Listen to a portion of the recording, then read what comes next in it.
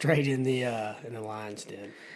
Yeah, I think that's how it starts, right? I mean, Yeah. like you can you could try as you might, and this goes for I think kind of for everything in life. It's like I can try to prepare myself for something mentally, but until you actually do it, you have you have no idea what it's really going to be like. And oftentimes, I can think my way into not doing something. I'm just as likely to think my way into not doing something than to think about how to do it properly. So I have to just kind of do it trial by error. Yeah, I mean, like I always have these plans in my head on how I'm going to approach something, and then like it's like whenever I picked up my 1 year chip. Mm-hmm. So whenever you pick up your 1 year, you're like they're like, oh, how'd you do it? How'd you do it? Mm-hmm. So I had this plan, this speech in my head that I was gonna not speech, or just what I was gonna say. Friends, Romans, countrymen. Yeah, exactly. I was like, all right, this is gonna be like straight to the point, cover all bases. Well, the time came, and as soon as I stood up to go pick it up, my mind just went blank. And I was like, and I just went off the hip, and it worked out better that way. Yeah, Because it was honest and it was true and it wasn't premeditated. Yeah. So, Do you go to a lot of meetings? I try to. I probably don't go to as many as I should. Mm-hmm. But yeah, every now and then, a couple of times a week, it's good to get a little recharge. Yeah. And bring yourself back to like a regroup. Yeah. Oh man, it's totally essential for me. It's like Yeah. it's not even when I'm not going. Like I really feel the difference. You can get carried away. Yeah. You can get carried away and get stuck up here. Yeah. And I feel everything's going good. And Yeah. all of a sudden, if you don't stay on top of your recovery, Yeah. I mean, you could fall off. Yeah. Do you think it's a disease? Yeah. Yeah. Yeah. Just making sure. Yeah. Just making sure I'm in good company. It is definitely a disease. Yeah. I mean, like whether or not we think it is, it is. It's just in the book of diseases. Mm-hmm. It is. And I was just thinking about today about how clever our minds are at trying to get us to go back out. Like they say it's like the only disease that makes you think that you don't have a disease. That, and it'll trick you into doing getting back out there, old bad habits. Yeah. Yeah, and if you've been like sober for a while, and you've kind of like accepted, okay, I definitely have this problem. I'm gonna get some help, right? You like after a while, like the voice in your head starts to get a little bit more shifty, a little bit more creative. Oh, I can do this. Yeah. Well, I'm doing pretty good now, so maybe I could just have a beer. I just needed that little break. I need that year. For exactly. Yeah. I've told myself that before. Yeah. So that's just the voice that the disease talks to us in. It's clever. It talks to us with our own voice and makes it sound like, it's gonna be, maybe I could have. You know what I always romanticize is a glass of wine. I romanticize that so like, and I know now that that's just like, that's the one that my disease always tries to get me with. Is like, well, I mean, like, come on, like you've been sober for 3.5 years now. Like, you mean to tell me that you're on some French Riviera, and you're backpacking through Europe, and someone goes, now this is wine from my great grandfather's vineyard. Like 20 years back. I'd like to have a glass with you right now. You're gonna say no? And the answer is yes, unfortunately. I'm going to say no. I mean, fortunately, in many ways, I'm going to say no. But, like, that's just the voice that my disease talks to me. Yeah. In. It's shifty. Yeah. It's clever. Yeah, for me, it's cold beer. It's a cold beer? Just a cold beer. Cold beer after work. Or just on a Saturday watching football or it's old habits. Yeah. And it's like even... seeing some things on TV like old like during a baseball game where I went to school and seeing the beer showers, right, and it's like, holy shit, I remember. Yeah. It's kind of like a trigger. Yeah, big time. I could imagine.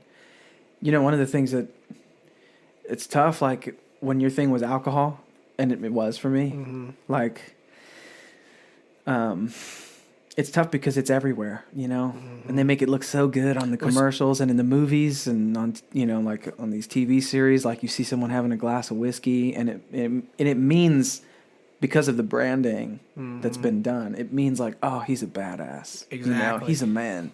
And yeah, it's so normal now. Yeah, it's normalized. And that's me, the way I grew up, the way I was raised. I mean, it was normal for, you know, my mom to have a glass of wine or my dad to drink a beer after work. Yeah.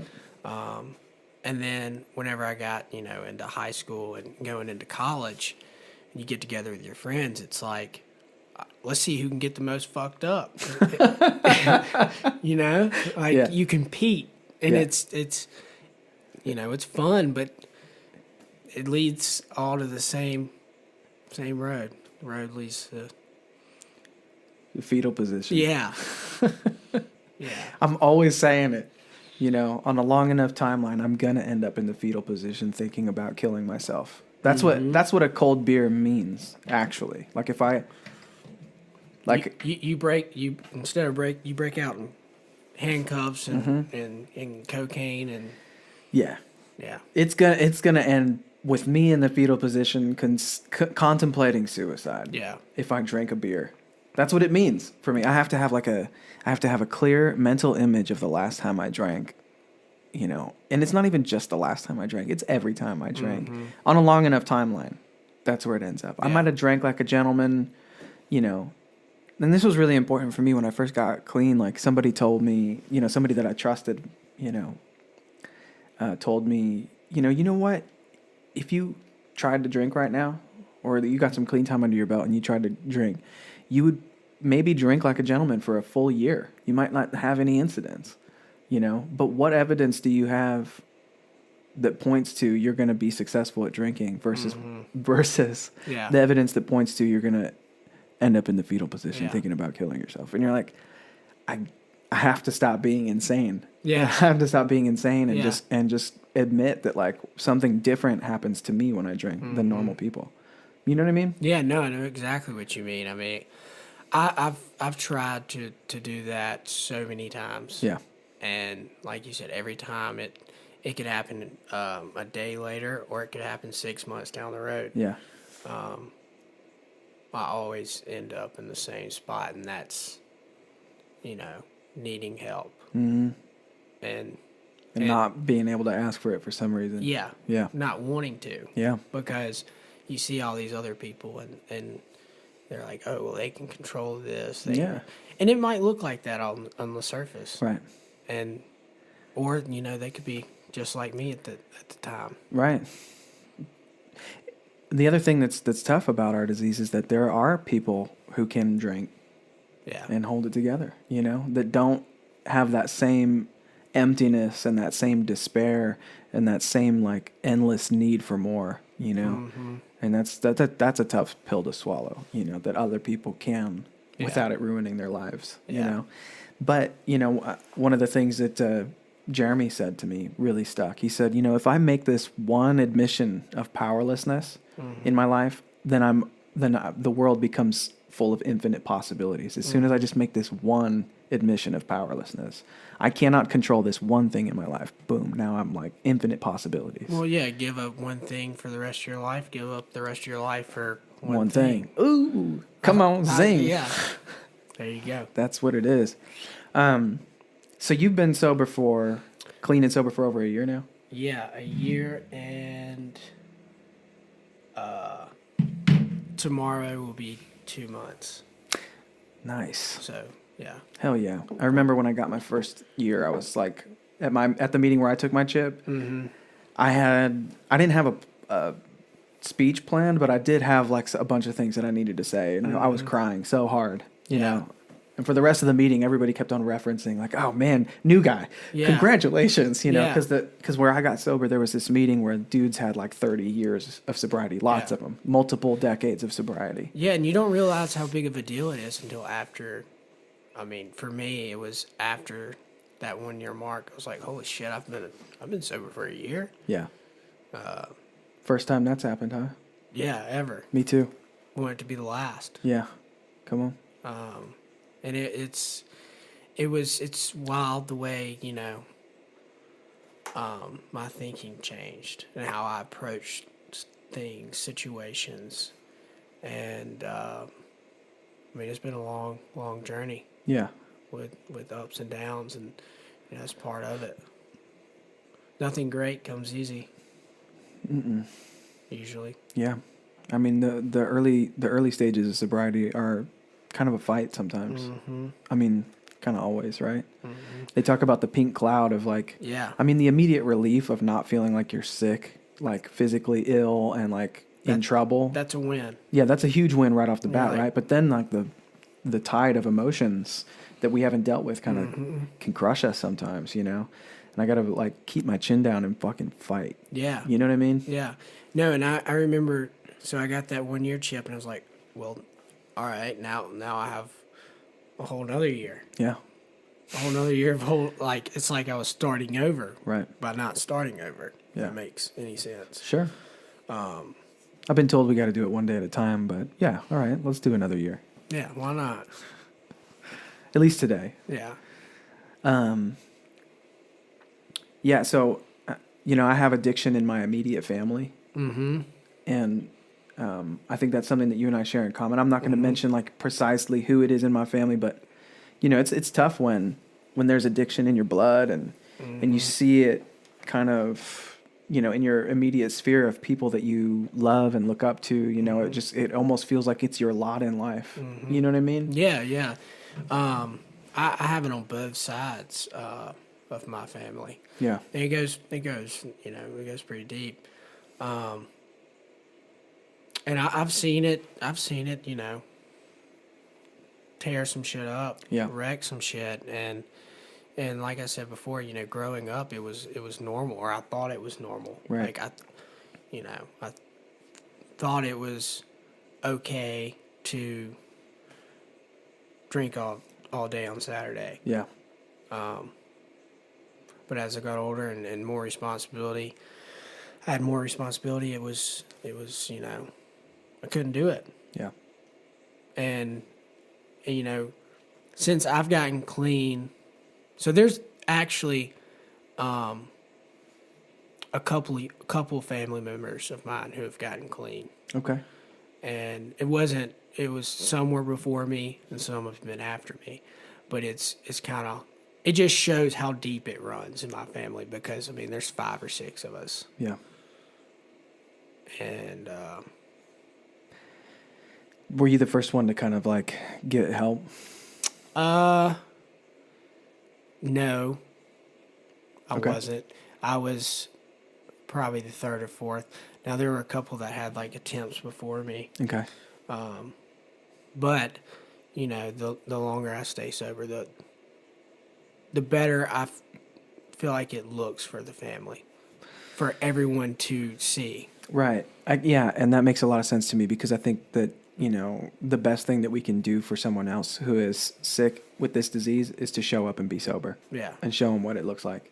Exactly. And show them it doesn't have to suck. Exactly. And that's one of the things, like, as a life coach here that I try to do is just like, I'm just going to show up and be a sober guy, Yeah. And just kind of show you that my life's not over. Yeah. Because I was genuinely afraid that my life was going to be over. Yeah. You know what I mean? I'm like, well, how am I ever going to go out and meet girls? Like, how am I ever going to like get on stage and do my thing? Like Right. play my music and stuff. Like, all that stuff, first of all of that stuff became a lot less important in my mind once I got some sobriety. Yeah. You know what I mean? Yeah.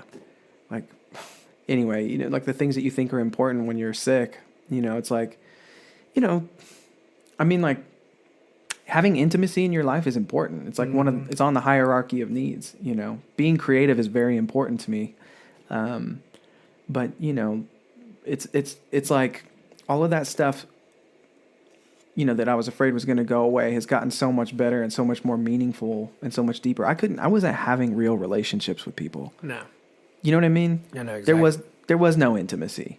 It was all made up, or what you thought was Yes. what was real. It wasn't. Yeah. It was something.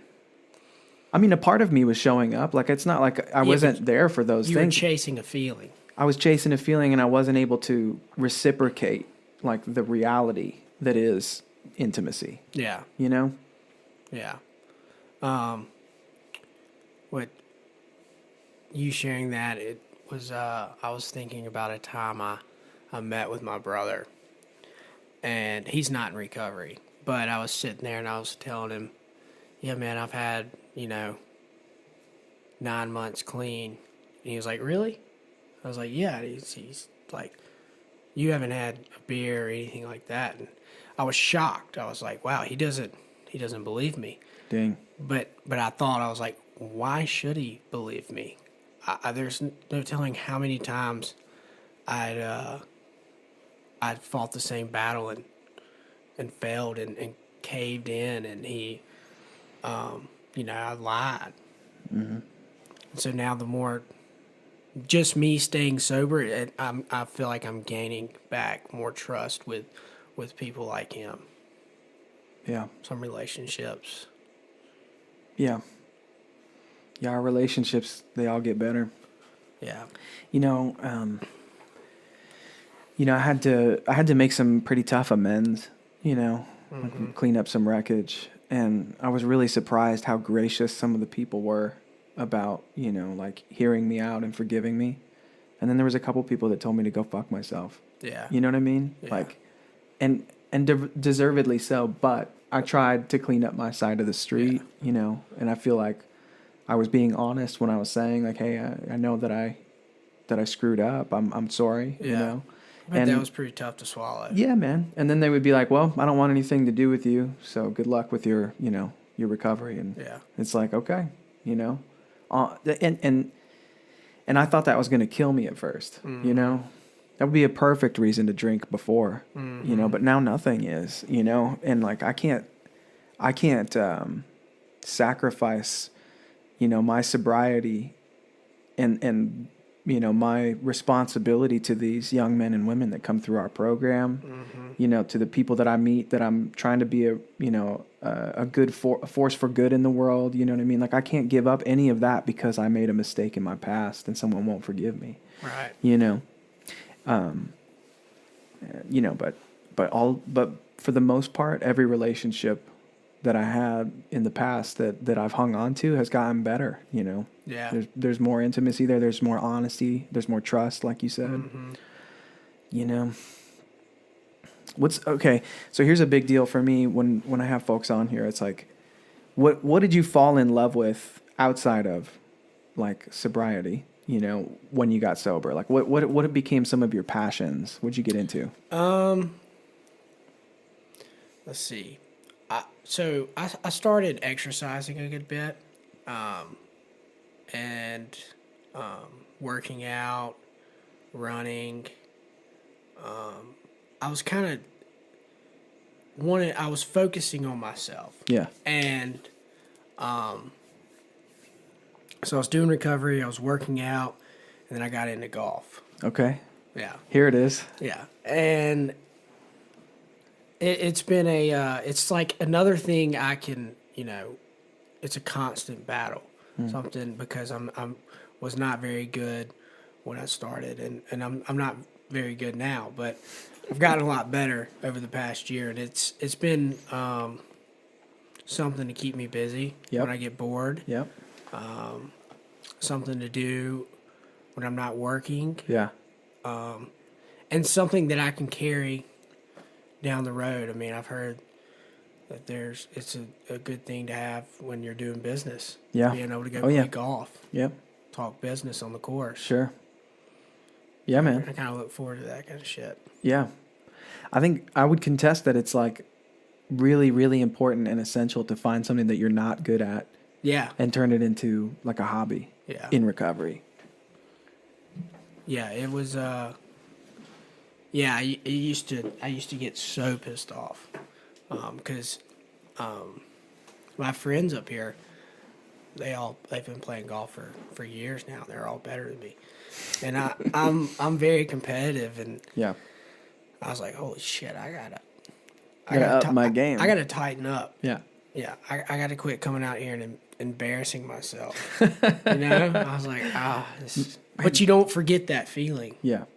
And so now I walk around with a golf club in my hand almost all the time. That's awesome. I love that. Just practice the swing. That's great, dude. Yeah. That's awesome. That is a hard game. Yeah, to me it's all mental. Okay. It's mental battles. Little battles you got to win.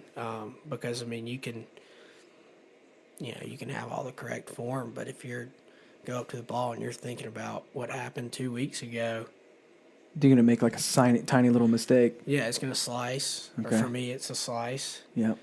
Or, it's a chunk. Mm-hmm. Nothing but grass. Uh-huh. Or you just totally miss the ball. Dang. Yeah, that's... if you do that in front of people, you do not forget it. Yeah. That's funny. Yeah. You're going to chunk or slice. Or just completely miss the ball. So, yeah, and you whiff it. Yeah. So it's all about focus. It's a mental battle. See, that's what I love. So I got into, jujitsu. I'm always talking about it, right? You know that. Mm-hmm. But I'm always talking about it because that's what it is for me. It's a moment in time where all else fades away and all I'm thinking about is surviving. Yeah. I'm thinking like warrior mindset, defeat or be defeated, like overcoming this mental challenge. And it's like playing chess with your body. So you'll encounter these little problems that you get stuck on for a while. And you're like, I keep getting stuck in this one position. And like, and he, like the guy I've been rolling with a lot lately, I think because he's further along than me, he's kind of become my de facto coach.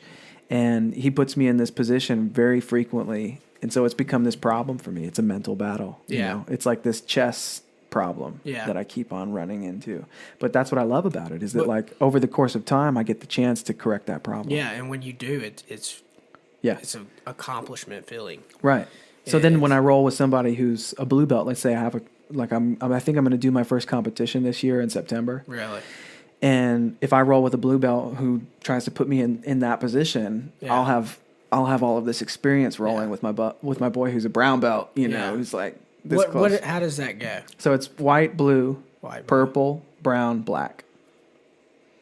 And then there's like different degrees of black belt and then like the nonsense of like red belt, which is like you have to be doing jiu-jitsu for so long that you're ancient at that point. How do you get it? Like, how do they judge? Do you have to do competitions? So in order for you to rank up in your belts, you need to train under a professor, a black belt. Mm-hmm. Once you get a black belt, you are a professor of jiu-jitsu. You can then rank people and so on. And you train with your professor and he'll have his eye on you. And in certain gyms, like they'll make you test for your rank. Mm-hmm. Like they'll put you through the paces and see if you have certain techniques down. And then in other gyms, your professor watches you on the mat and just watches your progress and he just knows when it's time to rank you up. So it kind of depends from gym to gym and who your professor is.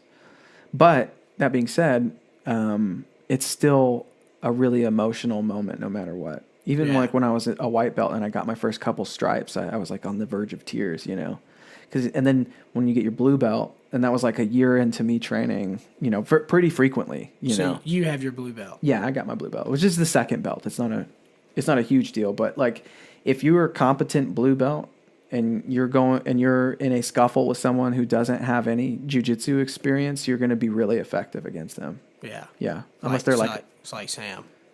Like Sam? Yeah, like you, Sam. Sam coming and rolling with me the other day for the first time. Yeah. Just getting smashed the whole time. He's putting his time in. He's paying his dues. Yeah. That's what I remember. One time I was particularly dejected after a session of doing jujitsu. I was a white belt. My professor came in and I'd become pretty decent friends with him at this point. But he comes in and I'm just like I'm hanging my head. I'm just like worn out. I just got smashed the entire time. Yeah. He's like, "What's going on? You all right?" I'm like, "Yeah, just getting crushed the whole time." He goes, "Well, when you're a white belt, you're the nail." Damn. We know what that makes them. Yeah. And that's you just paying your dues, you know, and then you slowly learn how to survive, and that's like the first thing you learn, and then you start learning your submissions and stuff. The bottom of the food chain. Come on. Yeah, that's where we are at AMS Tech. I mean, that's where we are, if we're being honest with ourselves in life right now. Anyway, you know, I mean, once